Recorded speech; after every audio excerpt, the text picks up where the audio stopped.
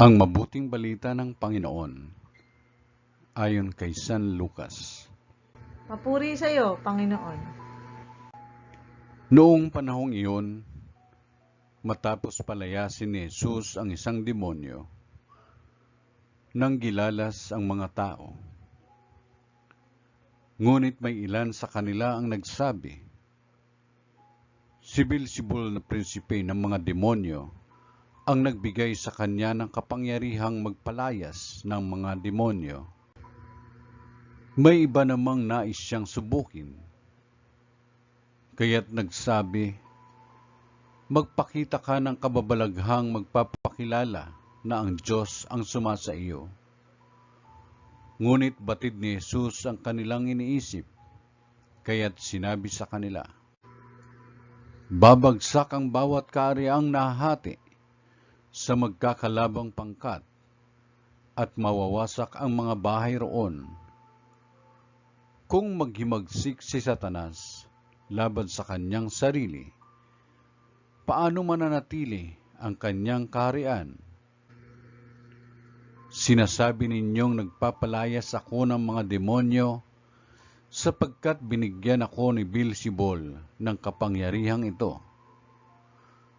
Kung ako'y nagpapalayas ng mga demonyo sa pamagitan ni Beelzebul, sino naman ang nagbigay ng kapangyarihan sa inyong mga tagasunod na makagawa ng gayon? Sila na rin ang nagpapatunay na maling-mali kayo. Ngayon, kung ako'y nagpapalayas ng mga demonyo sa pamamagitan ng kapangyarihan ng Diyos, nangangahulugang dumating na sa inyo ang paghahari ng Diyos. Kapag ang isang taong malakas at nasasandatahan ay nagbabantay sa kanyang bahay, malayo sa panganib ang kanyang ari-arian.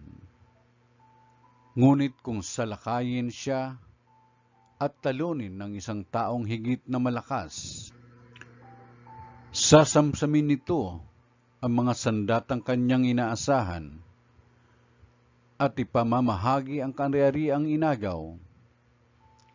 Ang hindi panig sa akin ay laban sa akin, at nagkakalat ang hindi tumutulong sa aking mag-ipon.